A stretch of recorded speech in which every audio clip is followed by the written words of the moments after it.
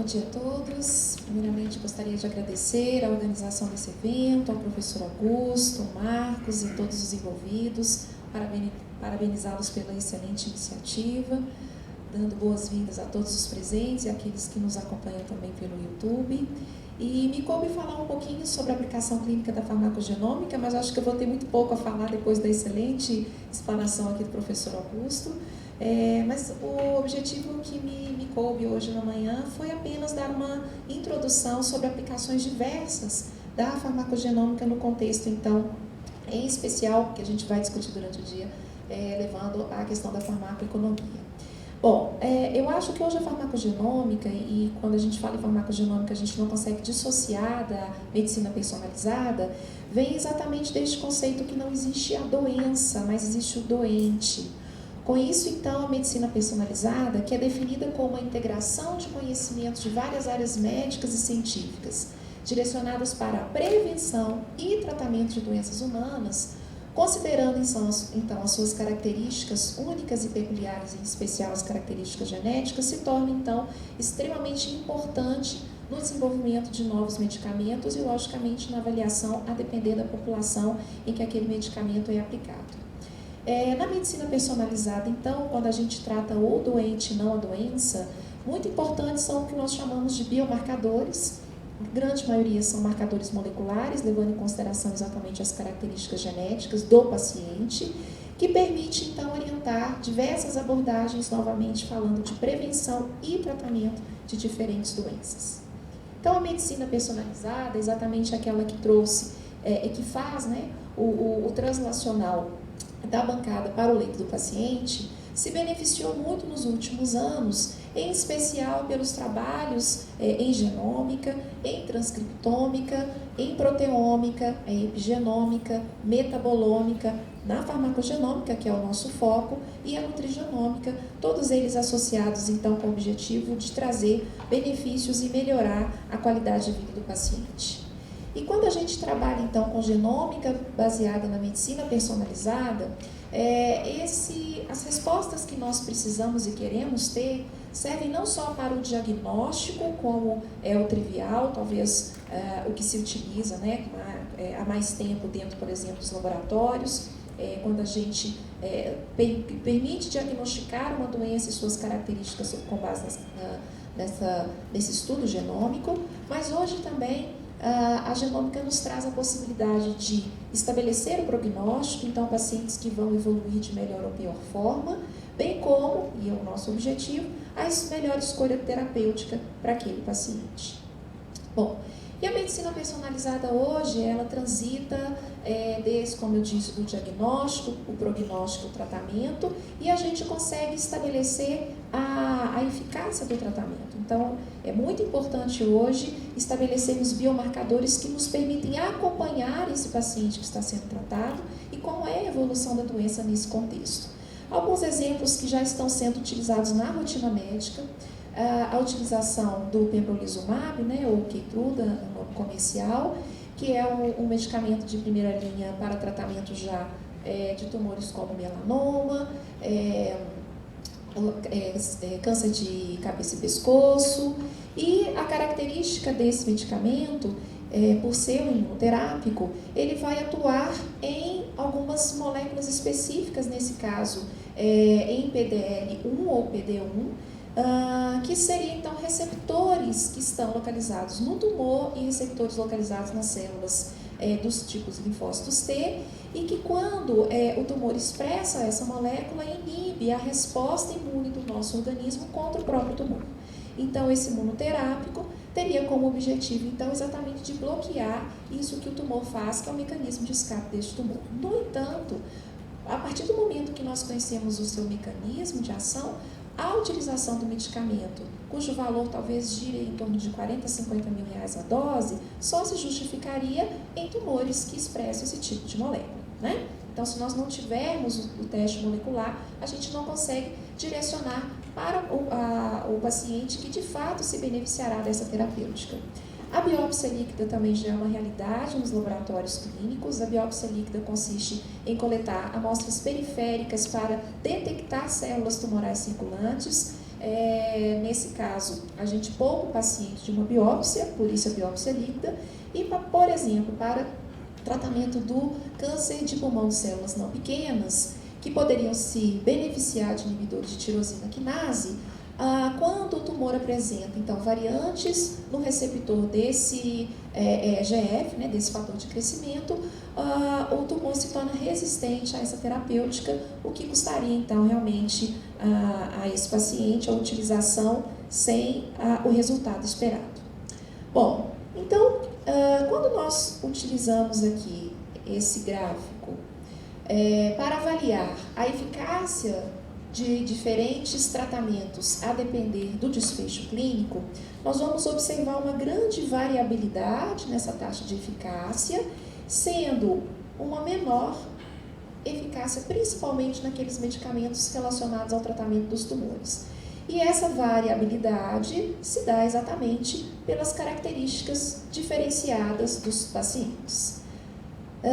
Com base, então, no slide anterior, nós conseguimos justificar o porquê de vários trabalhos hoje estarem voltando-se, né, ao estudo, principalmente de drogas relacionadas à oncologia. Então, se nós pegarmos aqui mais ou menos os estudos ou os trabalhos que foram já publicados e o que já está sendo utilizado na rotina clínica em farmacogenética, classificando então por áreas, nós vamos ver que quase 30% dos estudos de medicamentos hoje estão voltados ao tratamento do câncer, exatamente pela grande variabilidade que nós observamos no slide anterior, seguido pelas doenças psiquiátricas, doenças infecciosas, medicamentos voltados ao tratamento de doenças cardiovasculares, dentre outras. Então, de fato, aqui está uma grande parcela dos estudos que já, muitos deles, muitas drogas já aprovadas pelo FDA com o estudo genômico associado.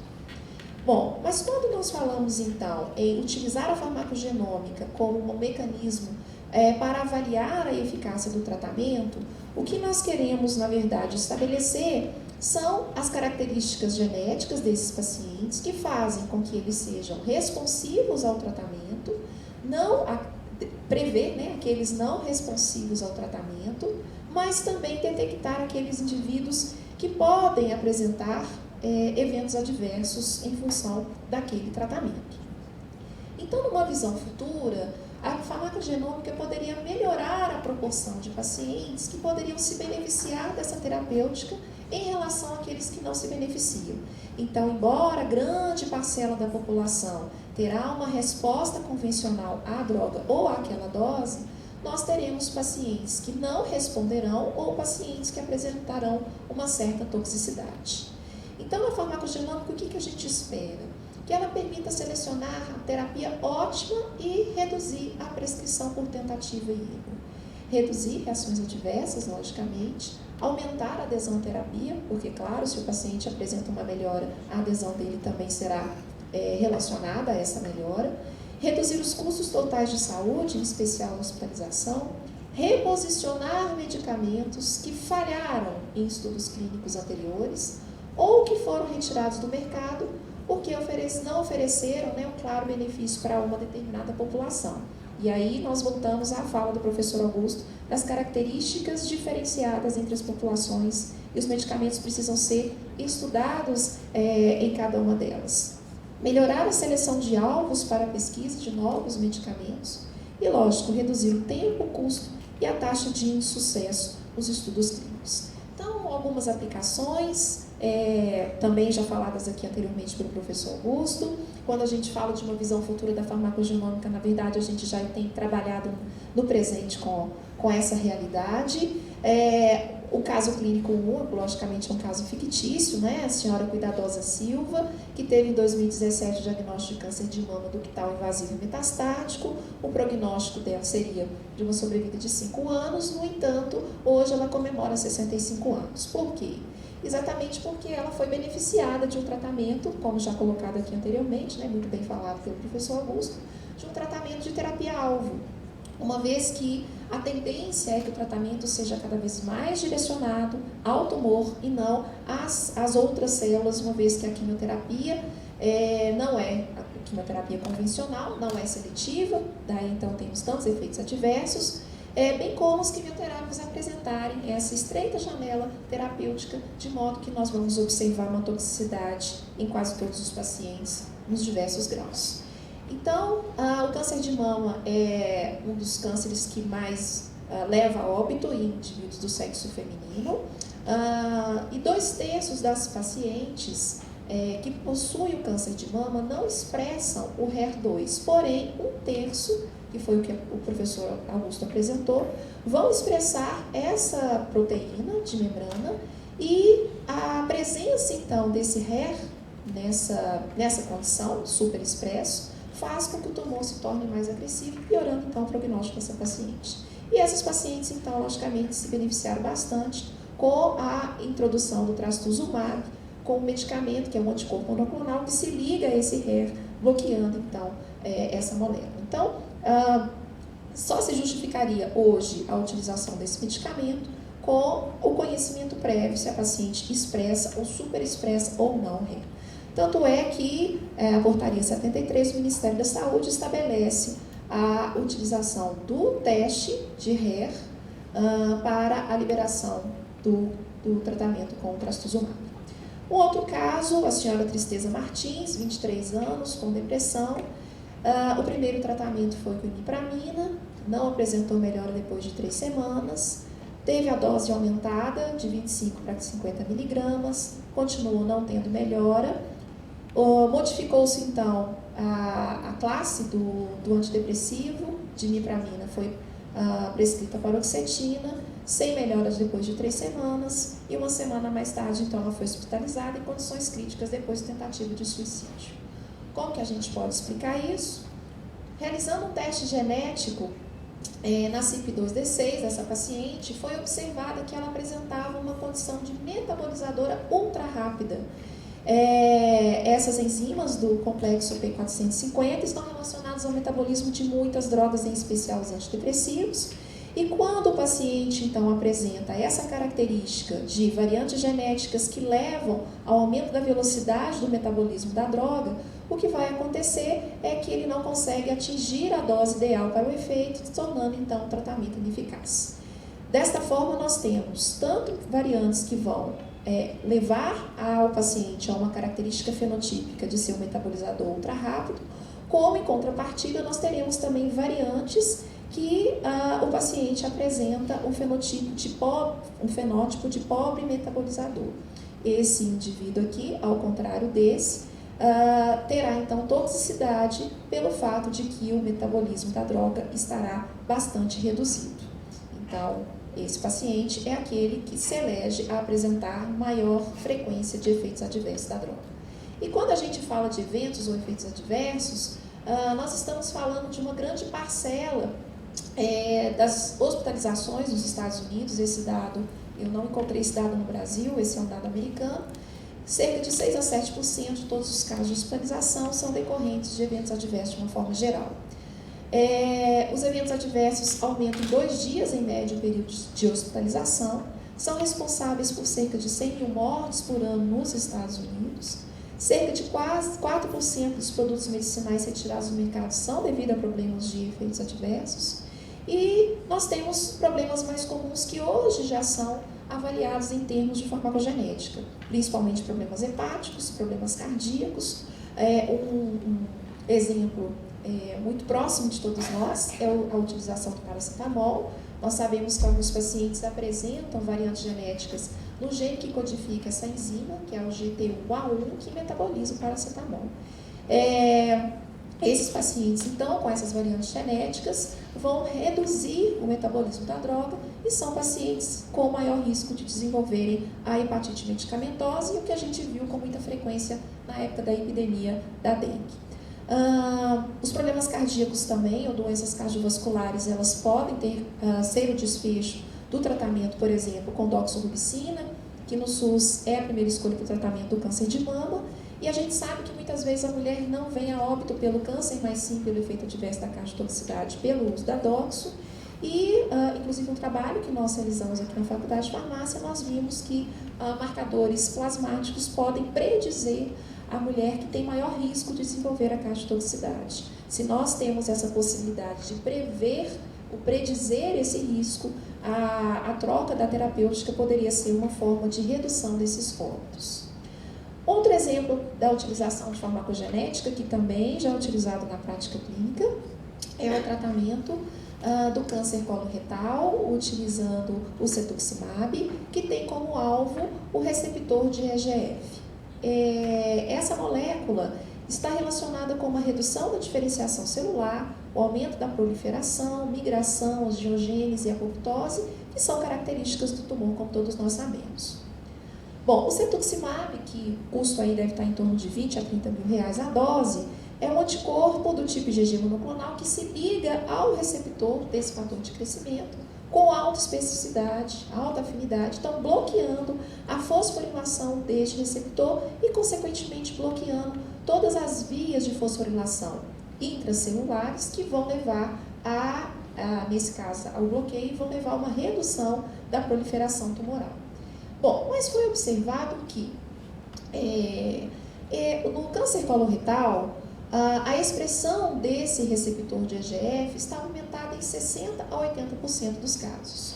E que variantes no gene Carras, que é um gene exatamente envolvido na via seguinte à ativação do receptor pelo EGF, que codifica a proteína RAS, variantes desse gene são encontradas em aproximadamente 30% a 50% dos casos de câncer coloretal e são comuns também em outros tipos de tumor. Pacientes com câncer coloretal, mas também com outras neoplasias, como câncer de cabeça e pescoço, em terapia com cetuximab, que é um anticorpo que bloqueia esse receptor, podem apresentar variantes em Carras. E esses indivíduos não respondem bem ao tratamento com cetuximab. Se for detectada, então, uma variante no gene Carras, a terapia com esse anticorpo, no caso cetuximab, seria contraindicada. E a frequência, então, de mutações no Carras em pacientes que não respondem ao tratamento com cetuximab é cerca de 50%, em comparação apenas com 9% dos pacientes que respondem bem, mas também que são carreadores dessas variantes. Bom, como que nós conseguimos explicar isso, né? Então, aqui é o que acontece fisiologicamente, o EGF interage com seu receptor, que vai levar à fosforilação das vias dessa via, envolvendo Carras, BRAF, MEK e ERK, levando então à proliferação, angiogênese e aumento do potencial de migração do tumor. Quando o paciente então é tratado com o cetuximab, que é um anticorpo que bloqueia esse receptor, ele compete então com o ligante e essa via fica bloqueada. No entanto, quando o paciente apresenta variantes no gene que codifica essa proteína, essa via é ativada mesmo na ausência do estímulo que é o EGF. Então, a gente bloqueia com o cetuximab o receptor, no entanto, a via continua ativada. Pensem vocês tratar um paciente com cetuximab, como eu disse, uma droga cujo valor é de 20 a 30 mil reais. Se esse paciente já carrega variantes genéticas nesse gene, então é um paciente que não vai apresentar uma melhora com o tratamento, né? Então são 20 a 30 mil reais aí que nós estamos empregando sem o resultado esperado. O grande problema é que a resistência ao cetuximab não está relacionada apenas a variantes no gene Carras, mas nós temos outros genes, como o próprio BRAF, envolvido na via, dentre outros, que também são relacionados a uma redução da resposta ao cetuximab.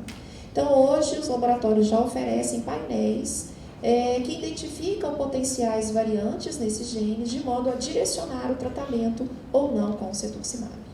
O câncer coloretal é um câncer muito interessante, juntamente com o câncer de mama, como modelo de farmacogenômica, porque a gente já tem conhecimento do mecanismo de ação de alguns medicamentos e a sua relação com a característica genética dos pacientes. Um exemplo foi do receptor de EGF, e aqui eu trago outro exemplo que também já é utilizado na prática clínica, que é o tratamento da síndrome de Lynch, que seria um câncer coloretal hereditário não polipoide, que corresponde a mais ou menos 5% dos casos de câncer coloretal hereditários, além da polipose e da adenomatosa familiar.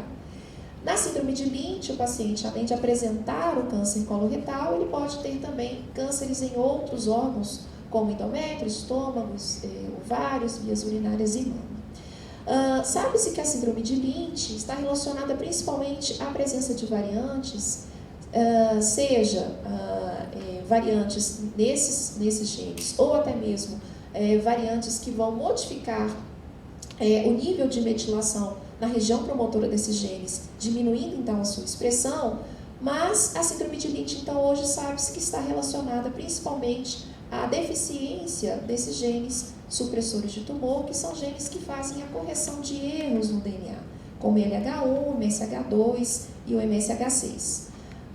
Como esses genes estão defeituosos, né, entre aspas, ou seja, nós não temos uma expressão significativa dessas proteínas, nós teremos então uma perda da capacidade de correção dos erros que normalmente acontece durante a replicação do nosso DNA.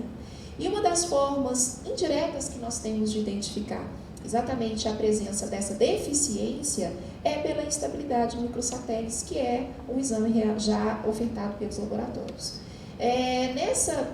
Nesse teste, o que nós temos seria a comparação do que seria o tecido não tumoral e do tecido tumoral, da expansão ou da redução dos microsatélites. Por isso o exame se chama instabilidade de microsatélites. Como que a gente consegue interpretar isso?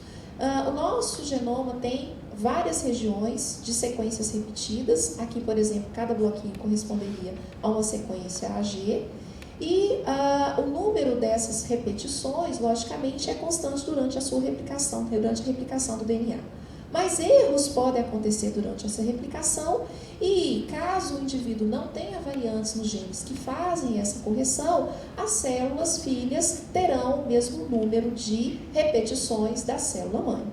O que nós observamos no câncer coloretal, cujo desenvolvimento se dá principalmente por perda da expressão desses genes, é exatamente um padrão ou um parâmetro diferenciado aqui de microsatélites quando nós comparamos o tecido normal com o tecido tumoral. Então vejam aqui que nós temos a comparação do normal com o tumoral com o mesmo padrão de repetições de microsatélites. No entanto, nesse paciente, claramente a gente consegue observar o ganho de sequências quando comparado com o tecido normal, indicando provavelmente que esse tumor se desenvolveu por perda da expressão dos genes que fazem o reparo do DNA. Aqui, de uma forma mais nítida, a gente consegue observar aqui a célula, o tecido não tumoral, o tecido tumoral com uma característica bem diferenciada, e da mesma forma aqui e aqui. Aqui o tecido normal e aqui o tecido tumoral apresentando uma expansão dessas repetições. Então, é um teste genético também que direciona o tratamento. Por quê? Porque nós sabemos que células que têm instabilidade de microsatélites não respondem bem a 5-fluorouracila, que é um medicamento também utilizado no tratamento, né? No entanto, estes tumores respondem bem ao irinotecan. Então, é uma forma rápida, fácil, porque é um teste barato, que não envolve sequenciamento e que a gente consegue prever, então, se o paciente vai se beneficiar ou não da terapêutica com 5-fluorouracila. Bom, então o termo farmacogenética, e nós trabalhamos bastante alguns exemplos, ele surge em 1959, nos primeiros relatos durante a Segunda Guerra Mundial, quando se observou que alguns soldados não respondiam aos anestésicos utilizados para cirurgias durante a guerra. Então, hoje, a farmacogenética é uma área da farmacologia clínica que estuda, então, as bases genéticas cujas variantes ou variações individuais poderiam explicar as respostas a esses tratamentos farmacológicos. Então, a farmacogenética hoje objetiva identificar alterações que não só predispõem às doenças, modulam a resposta, afetam a farmacocinética e a farmacodinâmica e, como eu disse, esteja relacionada às reações adversas. Então, um dos ramos da farmacogenética é exatamente a identificação de polimorfismos, que são variantes muito frequentes na nossa população e que podem alterar o metabolismo das drogas, que é, como o professor Augusto disse, um direcionamento da farmacogenética. O conhecimento desses polimorfismos pode, então, classificar os pacientes em metabolizadores lentos ou pobres, que são aqueles que vão apresentar deficiência no metabolismo e, consequentemente, maior chance de desenvolver a toxicidade pelo uso do medicamento, os metabolizadores intermediários rápidos ou extensivos, que metabolizam a droga com mais eficiência, e aqueles ultra-rápidos que nós exemplificamos naquela paciente uso de antidepressivo, que superexpressam a enzima e, nesse caso, a dose padrão pode ser insuficiente. Mais um exemplo clássico que já está incorporado e que é obrigatório a utilização do teste genético para prescrição, que é o clopidogrel, que é um antiagregante plaquetário, utilizado principalmente em pacientes que já apresentaram doenças cardiovasculares, infarto agudo do miocárdio ou acidente vascular encefálico. O clopidogrel, ou Plavix, nome comercial, ele é uma prodroga, então nesse caso o nosso raciocínio vai ser todo invertido, porque eu preciso que o medicamento seja metabolizado para que ele tenha seu efeito terapêutico. E nós sabemos que há alguns polimorfismos genéticos no gene que metaboliza o clopidogrel, que é a CYP2C19, que fazem com que o paciente seja classificado em pobre metabolizador, em metabolizador extensivo e no metabolizador ultra rápido. Sendo então uma prodroga, necessitando do metabolismo, se o paciente ele é um pobre metabolizador, nós não teremos a ativação do clopidogrel de forma eficaz e, nesse caso, o paciente não responde ao tratamento com esse antiagregante, ele vai apresentar agregação plaquetária. E, na outra ponta, que seria o metabolizador ultra rápido, nós temos um paciente, então, que vai ter uma maior ativação do próprio clopidogrel e esse paciente, então, vai ter um efeito exacerbado do medicamento. Tanto é que, para os pacientes que são metabolizadores pobres, nós vamos observar que o uso, após a colocação de stent, por exemplo, faz com que eles apresentem uma maior frequência de trombose no stent, ao passo que os metabolizadores ultra rápidos são aqueles pacientes que vão sangrar mais com a utilização do medicamento. Então, como eu disse, nos Estados Unidos, hoje a prescrição implica em realizar anteriormente teste genético para a sua utilização. Transitando aqui para outras áreas, como a neurologia, esse é um trabalho que nós publicamos há alguns anos atrás, avaliando variantes genéticas numa enzima também do P450, a CYP2D6, e nós observamos que pacientes com Alzheimer em uso de donepezila, aqueles que carreavam alelo selvagem, apresentavam uma melhor resposta terapêutica ao uso da droga, bem como apresentaram uma dose acumulativa aos 6 e 12 meses após o tratamento, que justificava uma melhora nos testes cognitivos que foram aplicados até um ano depois do início do tratamento. Então, uma outra aplicação clínica mostrando a necessidade de se incorporar esses testes antes de se prescrever o medicamento. Eu acho que um dos medicamentos mais estudados no mundo em relação à farmacogenética é a varfarina.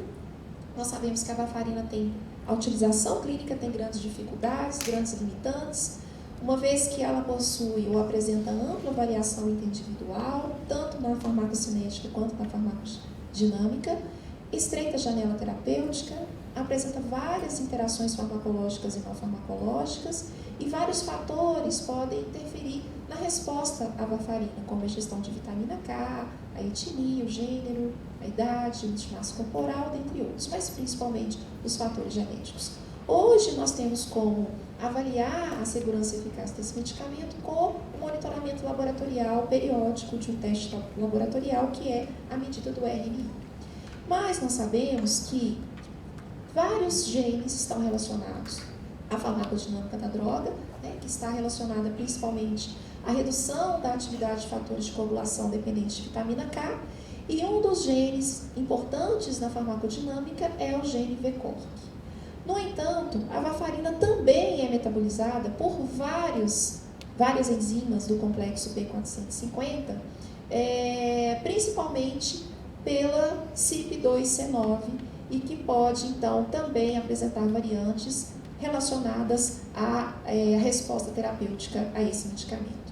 O estudo que nós realizamos alguns anos atrás, em que nós avaliamos polimorfismos, tanto em CYP2C9 quanto em VCORC, nós observamos que indivíduos que apresentavam o genótipo 11 no gene do CYP2C9 eram aqueles que requeriam uma dose média de varfarina de 39,1 miligramas, enquanto aqueles que carreavam as variantes 2 ou 3 tinham uma dose média de aproximadamente 28,7, suficientes para garantir o RNI dentro da faixa desejada para aquele paciente em específico, né? Lembrando que eram pacientes que utilizavam por terem apresentado trombose venosa. Então, a diferença da dose média da varfarina em função da presença de polimorfismos em CYP2C9 levava às vezes uma diferença de aproximadamente 15,3 miligramas, a depender então dessa característica genética. Mas o que mais nos espanta, de fato, são as variantes em VCORC. Nós estudamos um polimorfismo que está localizado na posição 1639, em que o indivíduo pode apresentar uma guanina ou uma adenina nessa posição. E o que nós observamos é que quando o paciente era homozigoto GG, comparado ao extremo, que seria o homozigoto AA, a dose média de varfarina ideal para manter dentro da faixa do RNI desejável tinha uma variação, gente, de até 70%. Tá? Variando aqui para cá do homozigoto para heterozigoto de 27% e do heterozigoto GA para o homozigoto AA de 41%. Né? Então vejam que é difícil a gente pensar hoje em utilizar um medicamento como esse sem conhecimento da farmacogenética, né? Ou das características genéticas do paciente. E levando em consideração ainda a varfarina, esse é um estudo discutindo exatamente a farmacoeconomia, que é a expertise aqui do professor Augusto, mostrando que a incorporação do teste genético para dosar varfarina no centro nos Estados Unidos levou a uma redução ou a previsão de que a utilização destes testes evitou 85 mil casos de hemorragia e 17 mil casos de acidente vascular encefálico, tendo aí uma economia de mais ou menos 1,1 milhões de dólares anualmente com a incorporação desse teste genético. Então, é uma realidade que já está lá fora, mas é algo que a gente aqui no Brasil ainda não conseguiu incorporar. E por fim, eu acho que são questões que nós precisamos discutir com profundidade. Infelizmente, a farmacogenética ou a farmacogenômica não são ainda de rotina em muitos casos, em muitas situações em que seria necessária a realização desses testes antes da prescrição do medicamento. E essas questões precisam realmente vir à tona, ser discutidas no nosso país, para que esses testes que já estão sendo incorporados ao longo do tempo possam ser, de fato, utilizados da melhor forma. Nós não podemos deixar de discutir a estigmatização dos pacientes que são ganhadores de polimorfismos, que a gente conseguiria prever a não resposta a certos tratamentos, em especial pacientes que vão ser tratados com drogas psicoterápicas. Esses pacientes podem sofrer discriminação, e aí nós temos que pensar que esse paciente vai um dia ter um plano de saúde, esse paciente vai um dia ter um seguro de vida, e o conhecimento prévio dessas características genéticas poderiam ser utilizadas de uma forma não ideal para discriminar esse paciente dentro desses convênios, e a privacidade e a confidencialidade disso. Algumas indústrias indústrias farmacêuticas, coletam amostras de vários indivíduos para exatamente avaliar se essas variantes poderiam aumentar ou diminuir a resposta aos medicamentos que estão sendo desenvolvidos, mas nós não sabemos até que ponto esses resultados são mantidos de forma confidencial e privada, e que o paciente muitas vezes assim tem de consentimento para a utilização pontual e momentânea num determinado projeto, mas esses dados, logicamente, ficarão aí nessa empresa por muito, muito tempo, e a gente não sabe como que será utilizado, com que fim será utilizado, né? Então, são questões que a gente precisa começar a discutir seriamente para que esses dados realmente sejam benéficos para o paciente. Então, gente, eu digo que nós ainda estamos aqui no conhecimento da farmacogenética relacionado, né, às drogas que já são utilizadas na nossa população. Mas a gente precisa ainda ter um conhecimento muito mais profundo, muito mais amplo. Mais uma vez aí, voltando à fala do professor Augusto, que os trabalhos sejam direcionados às características da nossa própria população, ok? Então, esse é o meu e-mail para contato, e desde já agradeço a atenção de vocês.